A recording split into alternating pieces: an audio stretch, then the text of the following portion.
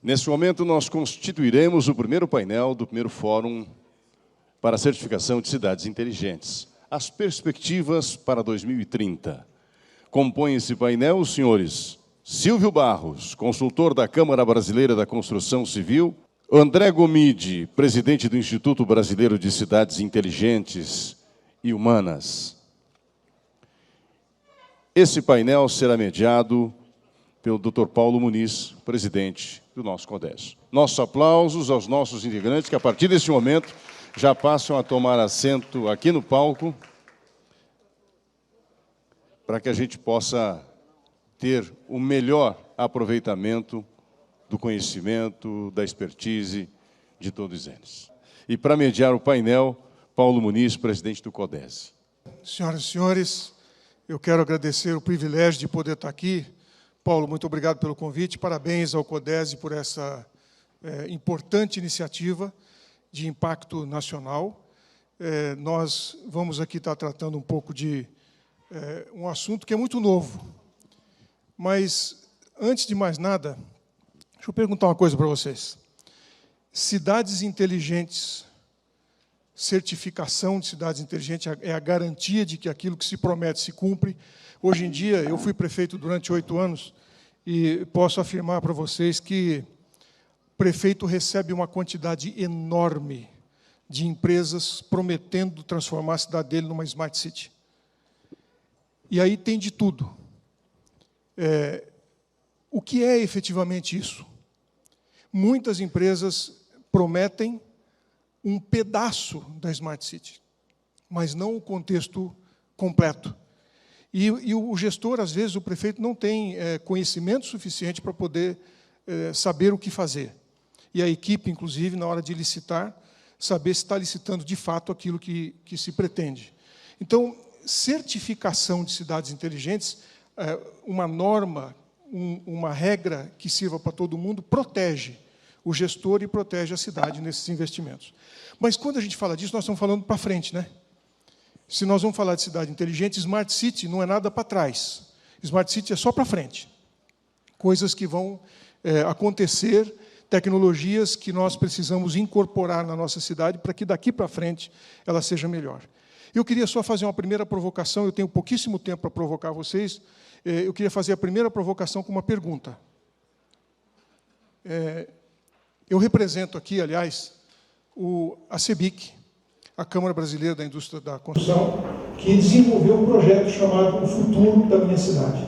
Esse programa já está funcionando desde 2013, percorrendo o Brasil todo, e foi exatamente este programa que estimula a sociedade organizada a ser protagonista do futuro, atuante, ser participante desse processo, e não deixar essa responsabilidade sobre a prefeitura, porque prefeitura ou governo é 4 anos só.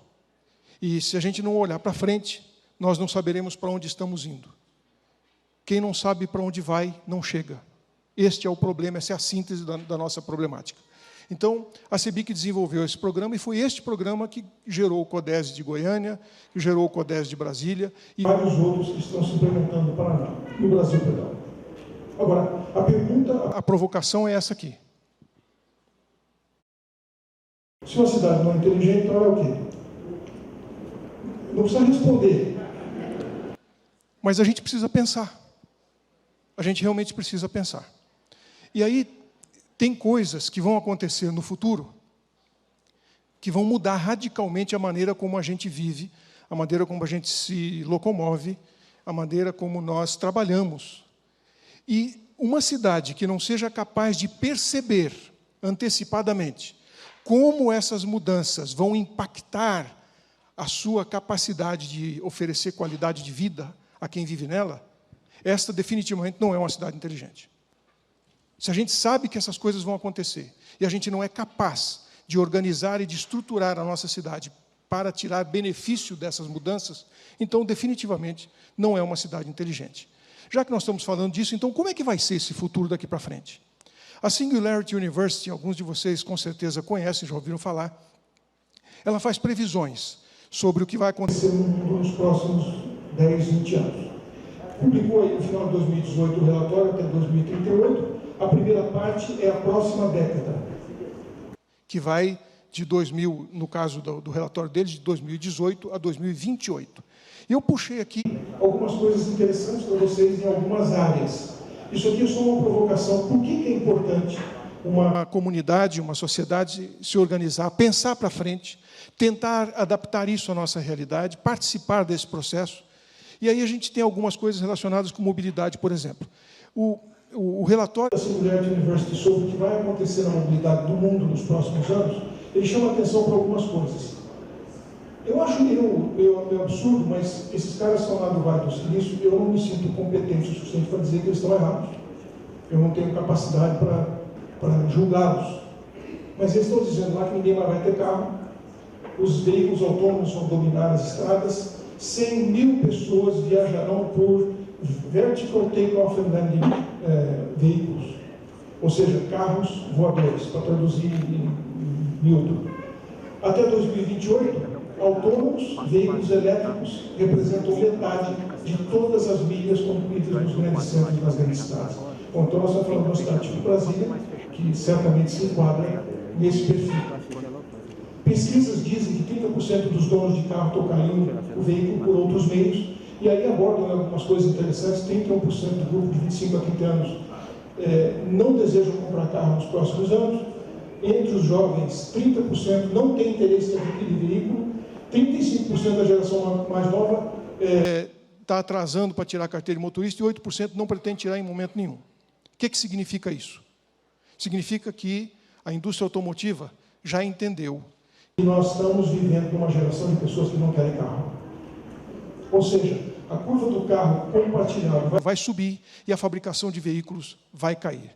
O ano passado já caiu em nível global, esse ano a previsão é de cair de novo.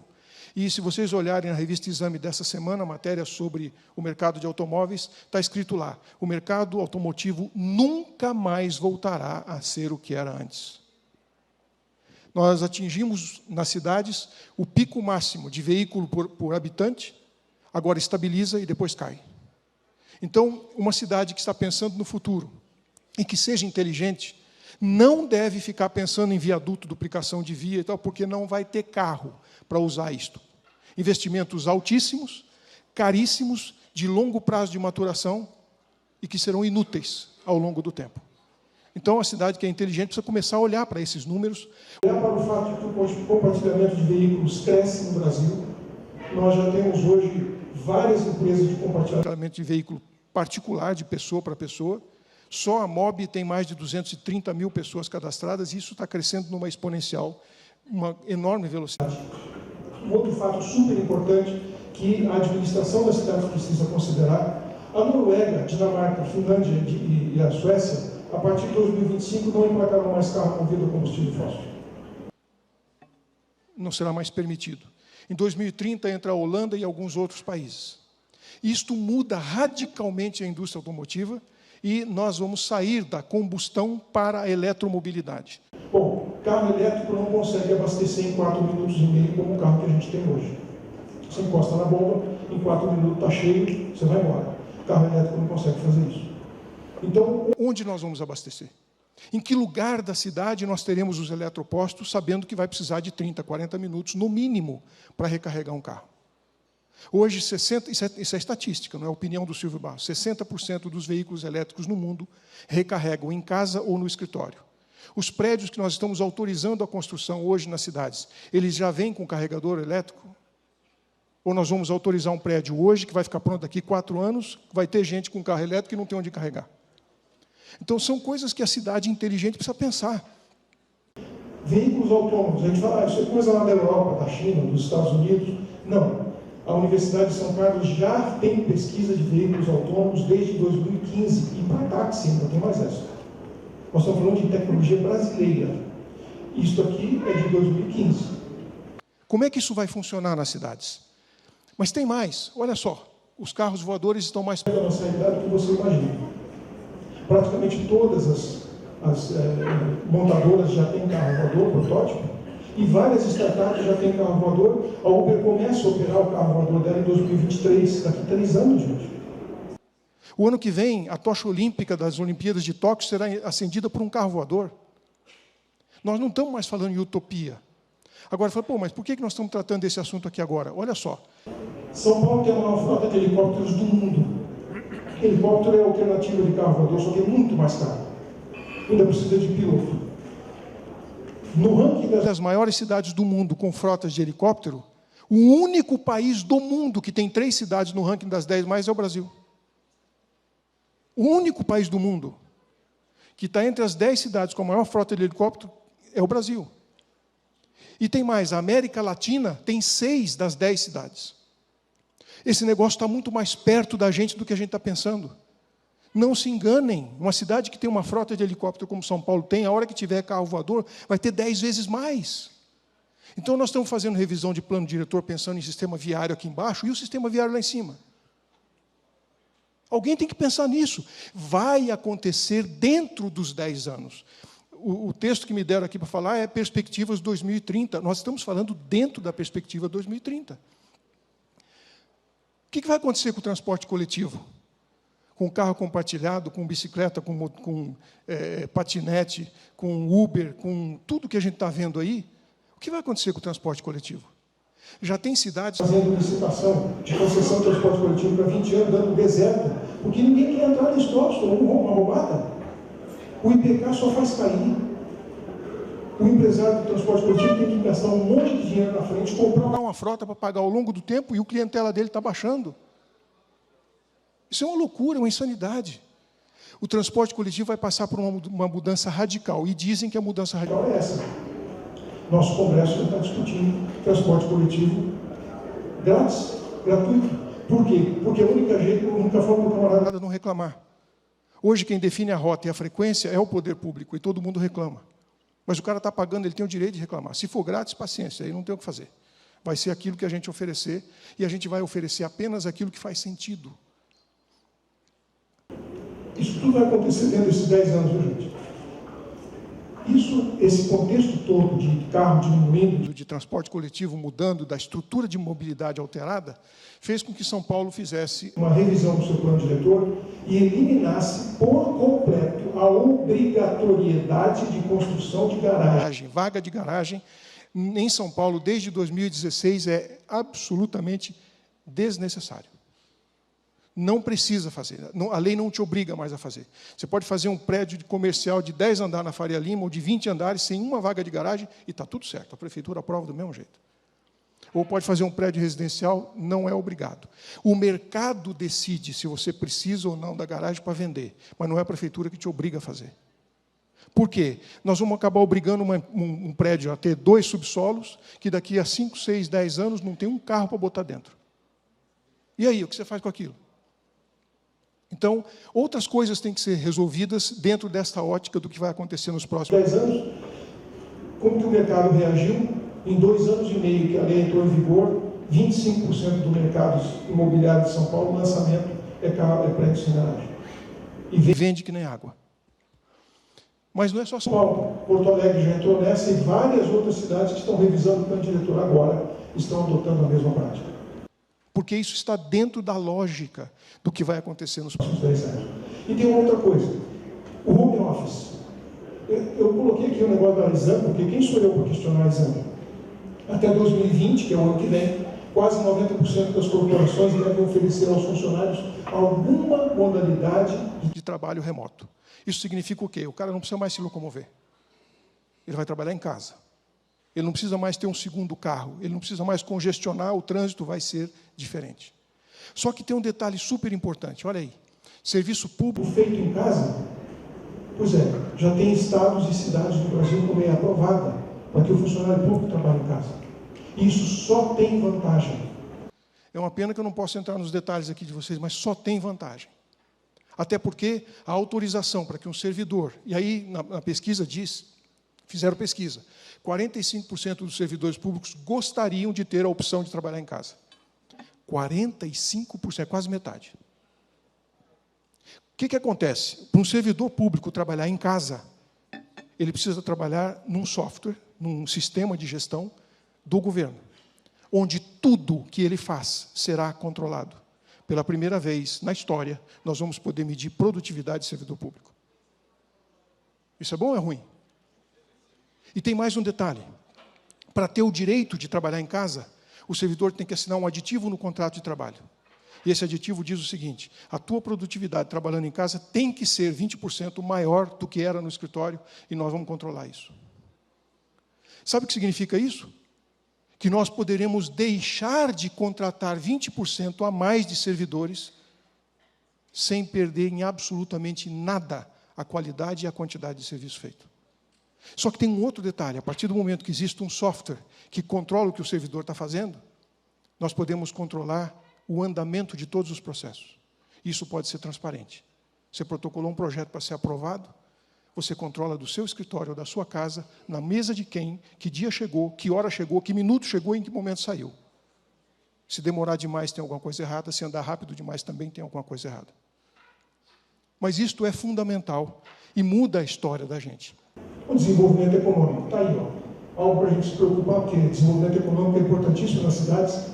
Segundo a revista Fortune, 40% das 500 maiores empresas do mundo, presta atenção nisso, não existirão mais em 10 anos, até 2030. Não é que a empresa está no topo hoje, 500, e ela vai passar por 700. Ela não existirá mais. Como que uma cidade olha para isso aqui e toma alguma providência? Uma cidade inteligente vai olhar para isso aqui e descobrir, dessas 200 empresas que estão no ranking das maiores empresas do mundo, qual é a relação que elas têm com a minha cidade? Quem da minha cidade é fornecedor dela? Que tipo de trabalho ele fornece? Quem da minha cidade compra produtos dela? Porque se ela não vai existir mais em 10 anos, é algo que eu deveria começar a me preocupar. Isso pode gerar desemprego, isso pode gerar desequilíbrio econômico no meu município. Então, a gente tem que mapear essas coisas. O Fórum Econômico Mundial avaliou o que algumas tecnologias fariam no mundo nos próximos 5 anos. São várias. Eu vou me deter apenas numa, que é aquela de 5% dos produtos de consumo estarão disponíveis para impressão 3D. Vou mostrar isso aqui para vocês. A Adidas fez um tênis personalizado. Você escaneia o seu pé, coloca o seu peso, a sua altura, manda para eles desenham o tênis, manda de volta para você o projeto, você leva numa copiadora que tem impressora 3D com as matérias-primas que são necessárias, ele imprime o tênis para você e vai embora. Esse tênis é seu, não serve para outra pessoa, ele foi feito para o seu pé. Agora, esta matéria aqui, ela tem 2 anos de idade, ou seja, o tênis da Adidas já existe. Não é mais uma ideia, é uma realidade. Para que eu preciso de fábrica de tênis? Para que eu preciso de loja de calçado? Dentro dessa realidade. Quanto isso impacta a vida da minha cidade? Nós estamos falando de um exemplo, e aqui a estatística do Fórum Econômico Mundial é de 5% de todos os produtos de consumo. Mapear quais produtos de consumo são importantes e relevantes, ou porque são fabricados na minha cidade, ou porque tem um nível de consumo elevado na minha cidade, e saber como isso vai me impactar, isso é uma decisão inteligente. Robótica vai eliminar em 10 anos 800 milhões de empregos. Quais são esses empregos? Quantos deles estão na minha cidade? O que eu vou fazer com essas pessoas para elas não saírem da atividade econômica e virem pesar na saúde pública, na educação, na assistência social? Eles deixam de gerar receita e passam a gerar despesa. Esse desequilíbrio é fatal para qualquer cidade. Como é que a gente mapeia desses 800 milhões de empregos, quantos estão relacionados com a vida da minha cidade? E a gente fala, mas isso aí é coisa lá da China, lá na China que eles estão fazendo isso. Ah, é?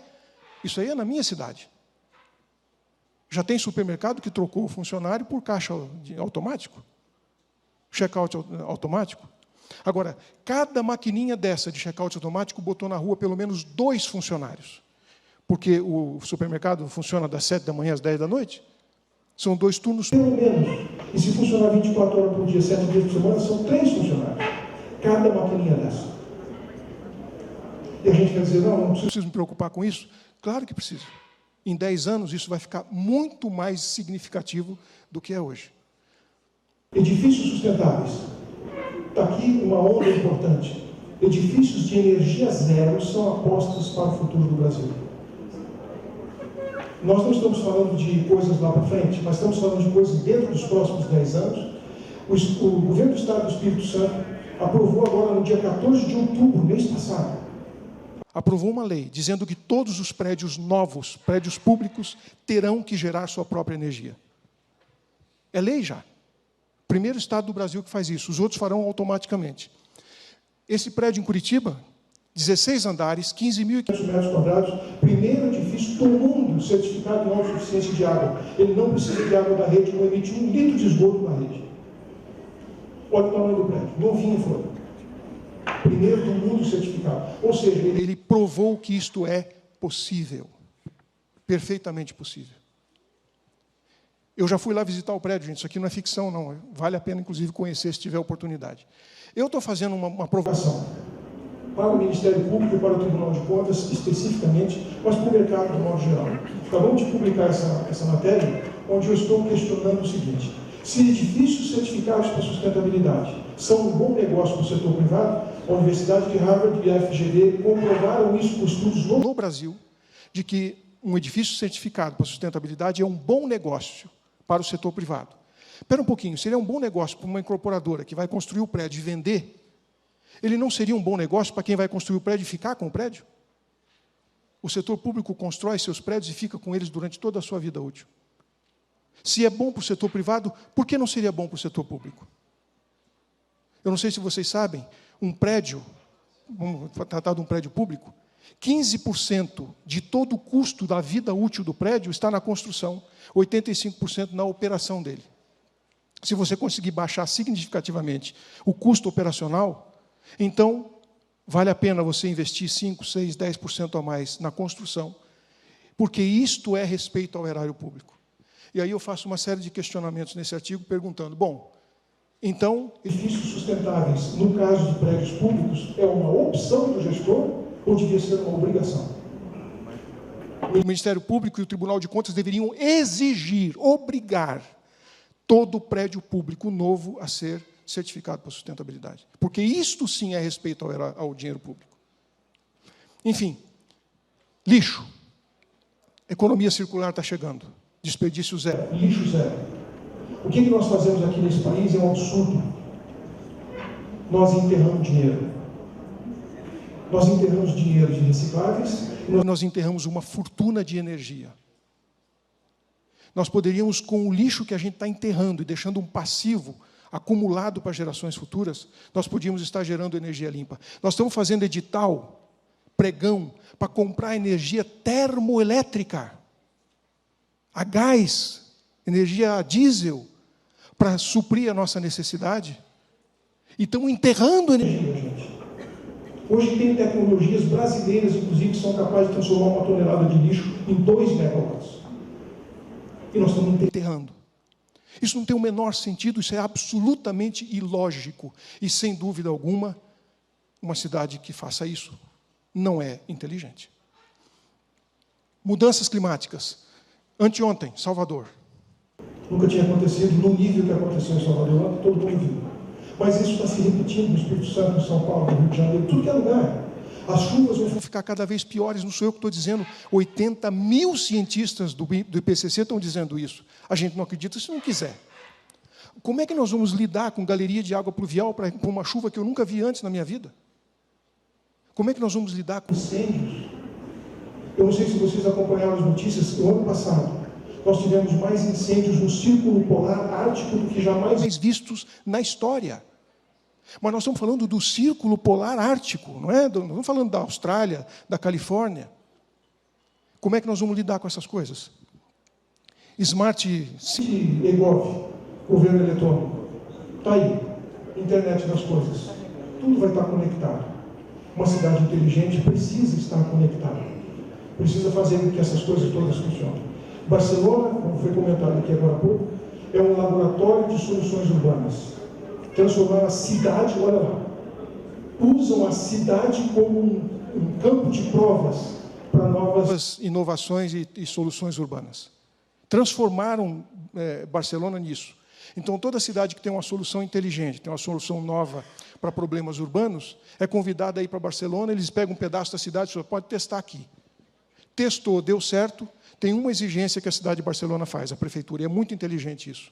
Testou, deu certo, eu compro a sua tecnologia, desde que a sede da sua empresa se instale em Barcelona. Se é uma startup indiana, não tem problema, vem para cá, a gente te empresta um pedaço da cidade, deu certo, agora você põe a sede da empresa aqui.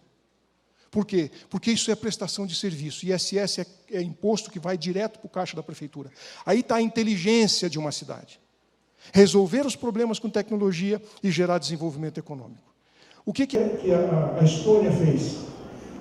A Estônia se tornou a referência mundial em governo eletrônico. É o melhor case do mundo em soluções tecnológicas para serviços públicos. Isso reconhecido pelo Banco Mundial, não sei o que estou falando. Aliás, estamos preparando uma missão, eu nem falei para você, Paulo, nós estamos preparando uma missão o ano que vem para a Estônia, para os CODESes que nós estamos montando no Brasil inteiro, entenderem o que é que a gente pode fazer com essa parceria com o governo, usando tecnologia para reduzir custo, melhorar a eficiência do serviço público. Está lá, ó. No país, na Estônia, só 3 serviços públicos exigem a presença física do cidadão. Casar, divorciar e comprar um imóvel. Transferir um imóvel. O resto tudo não exige que você entre em contato com um órgão público. Nada. Eu fiquei pensando, mas como é que faz com a saúde? Perfeitamente possível, é terceirizado. Você não precisa ir em uma repartição pública, você pode ir num hospital e está tudo certo. Então, tem solução para tudo.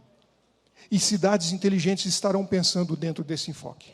A Agenda 2030 da ONU... Nós estamos falando de 2030, tem ali os 17 objetivos, muita coisa importante para ser feita, mas eu queria chamar a atenção de vocês, olhem para isso aí. O Brasil está em 57º lugar entre 162 países analisados sobre os resultados das ODS, e 16 dos 17 ODS do país tem desafios muito significativos.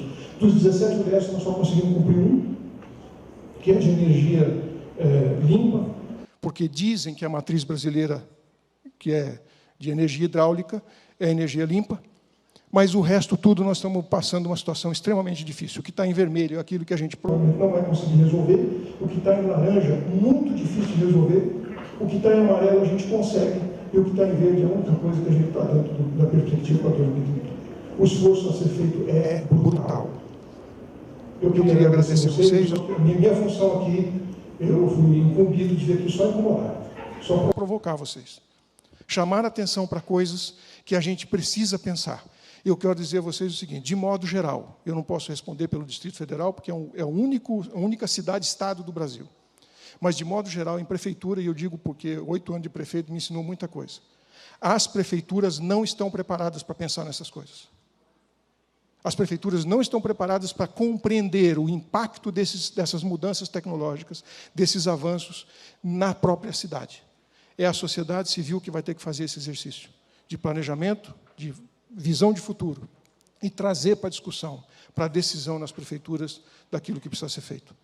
Eu encerro com os dizeres do Peter Drucker, que considero um grande guru. Planejamento de longo prazo não tem nada a ver com decisões futuras. Planejamento de longo prazo tem que ver com as consequências das decisões que a gente toma hoje. Então, que nós possamos tomar hoje, como o Brasil está tomando, a decisão de se tornar uma cidade inteligente, pensar nessas coisas, resolver esses problemas, incorporar essas tecnologias e ser uma referência para o Brasil.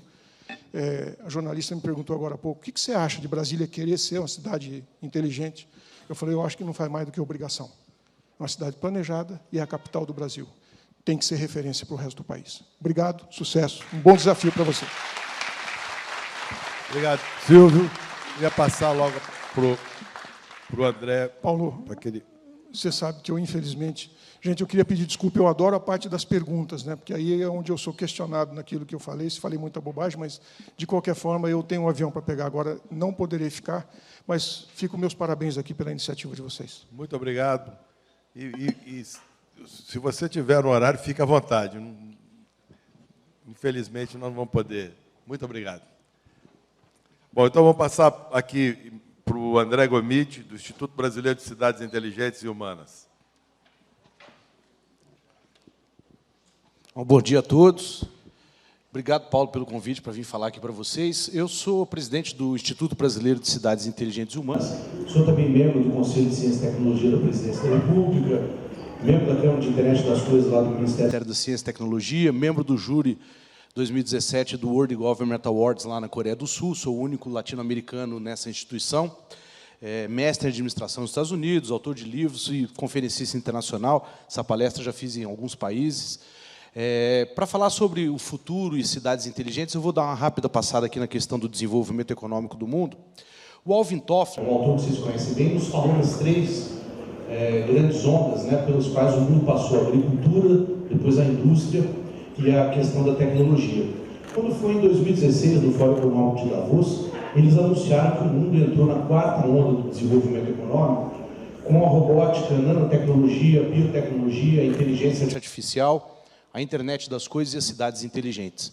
O mercado de cidades inteligentes é um mercado que gira hoje algo em torno de 1,3 trilhão de dólares em negócios todos os anos no mundo, e a participação do Brasil nesse mercado é praticamente zero, porque a gente não tem infraestrutura tecnológica nas nossas cidades para que esse mercado venha para o nosso país atuar. Passamos por essas 4 ondas. E como é que será o futuro, tendo em vista que o nosso painel é sobre como é que será o mundo em 2030? O ex-vice-presidente dos Estados Unidos, Al Gore, tem uma empresa chamada Futura Studios, nos traz essa frase: em 30 anos não haverá mais o trabalho como conhecemos, e isso já começou. E nisso não há surpresas, mas surpreendidos. Vamos ver então por quê. Os bancos já anunciaram o fim da agência de tijolo. Ninguém mais vai em banco hoje, né? Você faz tudo pelo celular. Será o fim dos bancários, né? Os sindicatos bancários me chamam sempre para falar com eles como é que eles vão fazer, porque conforme eles vão sendo demitidos, eles não vão sendo recontratados. E o maior exemplo é ver a última greve dos bancários. Sempre foi um sindicato extremamente poderoso, né? A última greve dos bancários, eles ficaram acho que uns 2 ou 3 meses parados e não fez cosquinha nenhuma. Todo mundo continuou usando os bancos e não deu efeito nenhum a greve dos bancários. Check-in pelo celular. Ninguém mais faz check-in no balcão do aeroporto. Você faz pelo celular, você faz no totem. Agora, até etiquetar a bagagem você mesmo faz. É o fim dos agentes de aeroporto. Os carros autônomos que não se dirigem, né, que não batem, ele já vem programado para respeitar as leis de trânsito. É o fim dos motoristas. O Watson da IBM, com inteligência artificial, um sistema que consegue já ser mais efetivo do ser humano. Nos Estados Unidos, as universidades não estão mais conseguindo captar alunos para o curso de Direito, porque o Watson ele faz a petição, você entrega lá no juiz, ele ganha 95% das causas, enquanto os advogados ganham 60%. Só que os advogados cobram, o Watson é de graça. Então, é fim dos advogados. Ele também atua na medicina já. Como consultoria, né? O robô jornalismo, a agência Reuters transmitiu a Olimpíada do Rio de Janeiro sem nenhum jornalista ser humano, só com robô jornalismo, né? Então, os jornalistas também. Impressão 3D. Esse prédio foi entregue na China, final de 2016, 3 anos atrás, feito todo por impressora 3D, sem arquiteto, sem engenheiro, sem mestre de obra, sem peão de obra. Claro que precisa dessa turma para programar, mas depois não precisa mais. Pizza lá na Itália, nem os pizzaiolo está sobrando. Pizza na Itália já está sendo feita assim também, com impressora 3D. Ó. Com a massa, o molho de tomate, o queijo, né? E é uma delícia a pizza. E agora conheci o robô Atlas, não sei se vocês viram no YouTube. O robô Atlas é com inteligência artificial, um robô que ele vai aprender sozinho, né? O Stephen Hawking, antes de morrer, falou: é o fim do ser humano, porque isso aí, ó, os caras começaram a fazer bullying com ele. E num determinado momento ele se irritou e chutou o cara, né, aprendendo sozinho. Com a questão do bullying.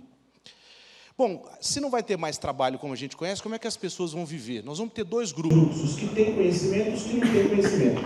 Os que têm conhecimento vão ocupar os poucos postos de trabalho que vão existir. E os que não têm, o governo vai ter que sustentar. Sai mais barato. E como é que ele vai fazer isso? Taxando as grandes multinacionais digitais, o GAFAM.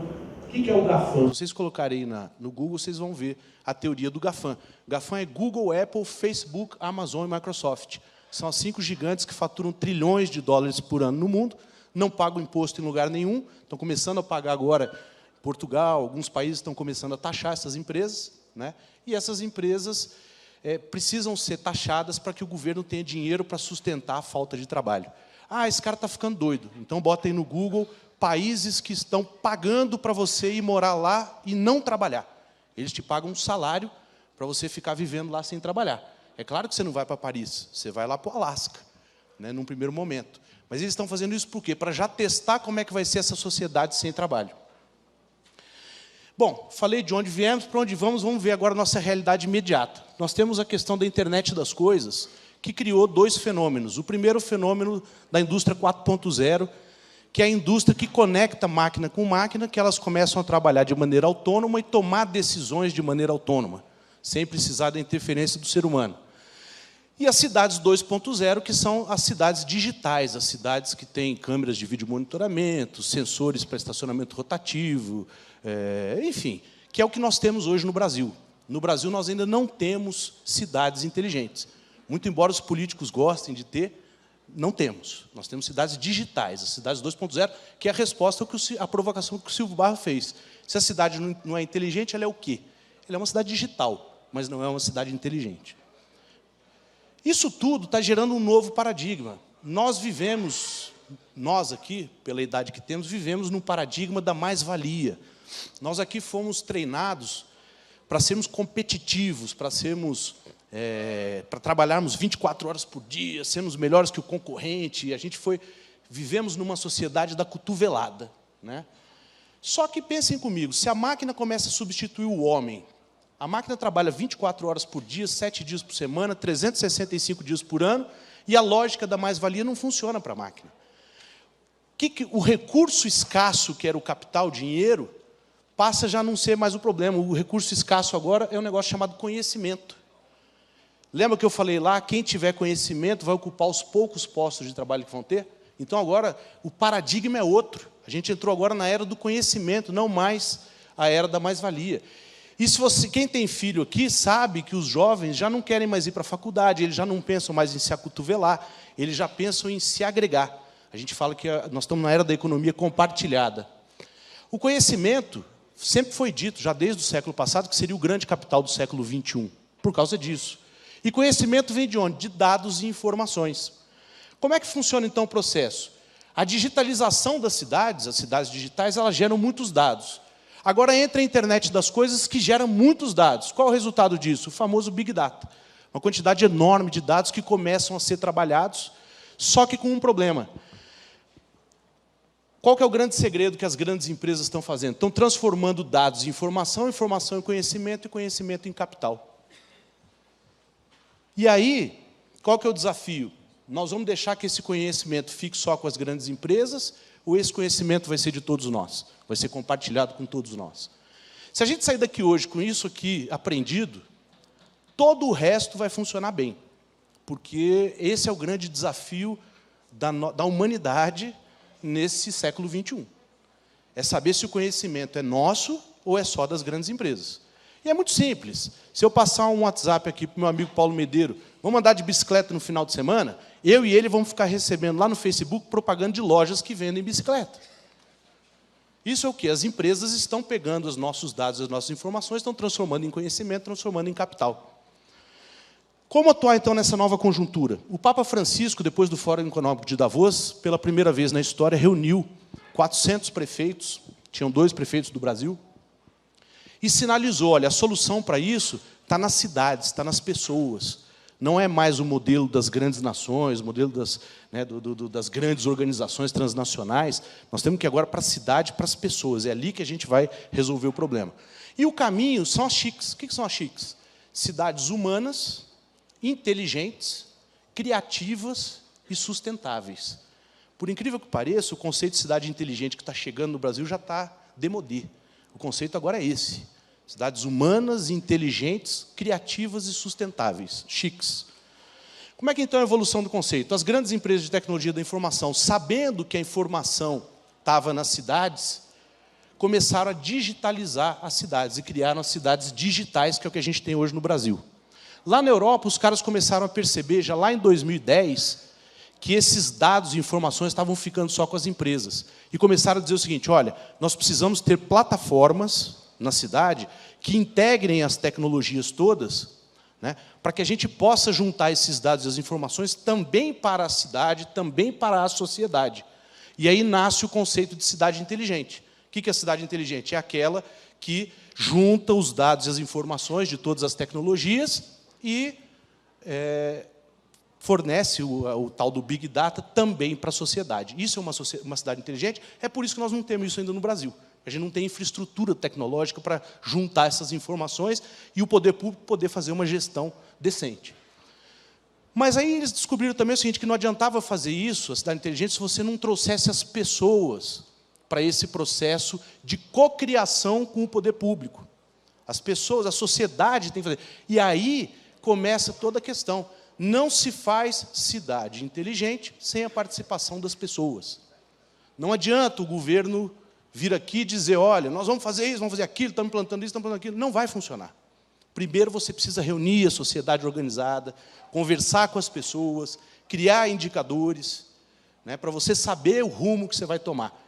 E isso, a Comissão Europeia e a OCDE acabaram de lançar um relatório dizendo que aonde no mundo se tentou fazer cidade inteligente, sem envolver a sociedade, sem envolver as pessoas, está dando errado. E vai dar errado. Então, a gente tem que parar com esse negócio. O governo, que deveria estar presente aqui para aprender com a sociedade como fazer. Né? Senão, a coisa não funciona, a coisa não avança. Daí entram as ODS, que o Silvio Barros falou, a ISO 37122 e a teoria AG, que é a teoria das 5 camadas, eu já vou falar aqui, e mais a questão da economia criativa, porque, ora, se a máquina está substituindo o homem, a gente vai ter que começar a mexer com a criatividade das pessoas, aí vem o conceito, então, de CHICS, o conceito mais moderno que se trabalha hoje, de cidades humanas, inteligentes, criativas e sustentáveis. E as CHICS, elas precisam ser vistas nessas 5 camadas. Como eu disse, a primeira, as pessoas, a mais importante. E aí o CODESE tem um papel, Paulo, fundamental nisso. Porque o CODESE pode reunir a sociedade civil organizada, né, e começar a debater com as pessoas como é que vai ser essa cidade inteligente, antes que o governo saia fazendo qualquer coisa por aí. Entendeu? Então, a primeira camada é as pessoas. A segunda camada é o subsolo. Elas não precisam ser trabalhadas nessa ordem. As pessoas, sim, mas as outras não. Você pode ir fazendo.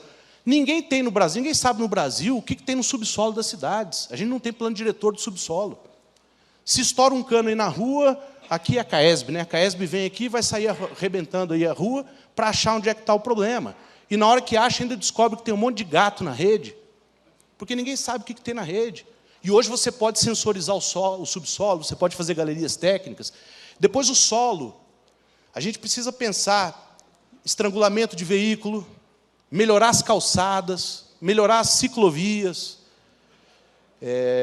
melhorar o transporte urbano, fazer construções sustentáveis, pensar, enfim, os prédios inteligentes, enfim, tudo que tem a ver com a questão do solo, né? Uma reurbanização das cidades. A quarta camada, a infraestrutura tecnológica, aí sim, um parque de iluminação inteligente, uma rede de fibra ótica e um centro de operações da cidade. Para que você, no centro de operações da cidade, coloque a quinta camada, que é a plataforma de internet das coisas, que é essa que vai juntar essas tecnologias todas e vai dar inteligência na gestão da cidade. Então, são as 5 camadas das cidades inteligentes, que é o que eu falei, a teoria AG lá. E como implantar uma CHICS, então? Primeiro, você tem que fazer uma análise atual de como é que está a sua cidade, né? E criar indicadores. E aí eu quero parabenizar meu amigo Paulo Medeiro, que colocou essa questão de forma muito correta aqui em Brasília. Não adianta a gente ficar pensando, vamos instalar isso, vamos instalar aquilo. Como o Silvio Barros disse, as empresas vêm, começam a oferecer um monte de soluções e tal, e a gente fica encantado, que coisa linda, o carro elétrico, não funciona. Primeiro tem que criar onde é que nós estamos, onde é que nós queremos chegar, qual é a estratégia, qual é o plano que nós vamos traçar. E isso tem que ser feito com o envolvimento das pessoas, e por isso a participação do CODESE. Aí você monta o conselho estratégico da CHICS, que pode ser o CODESE, né? Não precisa criar outro, já tem o CODESE, né? O CODESE pode assumir essa tarefa junto com o governo. Aí você envolve a sociedade, vamos trazer a sociedade para discutir, vamos ensinar para as pessoas como é que é esse plano. Aí você cria depois uma unidade gestora da CHICS dentro do governo, porque senão tem bateção de cabeça. Você tem um secretário puxando para um lado, o outro puxa para o outro. Os governos normalmente funcionam assim por silos, né? Então você tem que ter uma unidade gestora que vai agregar isso tudo, e aí com o conselho estratégico, com a unidade gestora, você dá garantia de sustentabilidade desse projeto no longo prazo. Cidade inteligente é uma jornada de, no mínimo, 20 anos. Ninguém vai fazer cidade inteligente em 2, 3 anos. Então, você tem que ter um conselho estratégico, você tem que ter uma unidade gestora para você ter a memória disso ao longo do tempo, nas sucessivas trocas de governo. Aí é preciso fazer um pacto de integridade, chamar o Ministério Público, chamar o Tribunal de Contas da União, que eles chamam aí em inglês de compliance. Né? Para quê? Para que esse pacto de integridade seja feito entre a sociedade, entre o governo e entre as empresas, né? Criando regras para que a coisa não saia, não vá acontecendo de qualquer jeito. Aí você instala o NACI, o Núcleo de Ativação e de Sustentabilidade da Cidade Inteligente Humana, que isso é uma criação do Instituto Brasileiro de Cidades Inteligentes Humanas. O Carlos Freire está aqui, que é o nosso vice-presidente executivo, foi o lampadinha do NACI, né? Já junto com o Inmetro, instalou um primeiro ambiente de demonstração com o NACI lá em Xerém, no Rio de Janeiro, né? E a gente espera que isso seja feito aqui também em Brasília. Estamos aí para ajudar.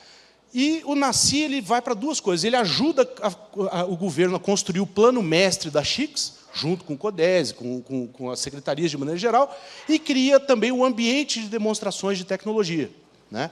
Que aí você vai trazer as empresas para testarem e apresentarem suas tecnologias naquele ambiente, mas linkado com como é que chama? Os indicadores que foram definidos. Então, quando a empresa vier aqui em Brasília para dizer que o produto dela é muito bacana, tal, ela vai ter que entender, bom, a cidade quer estar aqui, quer chegar lá. Essa minha tecnologia vai levar para isso ou está levando para o outro lado? E o NACI ajuda a analisar isso. Não, está levando para o outro lado, então a coisa não funciona, né? Aí você faz um plano de ação e um orçamento, para saber quanto custa isso, porque também não adianta ficar... Tem que saber quanto custa. Quanto custa fazer a cidade inteligente? Nós temos dinheiro para fazer, onde é que nós vamos buscar o recurso? Aí você implanta um aplicativo, Conecta, que é aquele aplicativo, se vocês baixarem o de Vitória, aí vocês vão ver como é que funciona. Vitória Online é um aplicativo fantástico, que a população marca consulta pelo aplicativo, a população começa a ter contato com essa tecnologia. E isso obriga o governo a se estruturar, o e-government, né? Se o governo não tiver estruturado, se o governo não tiver com sistemas robustos, com computadores bons, né, você não consegue fazer com que a coisa funcione. Essa é meu último slide. Eu queria...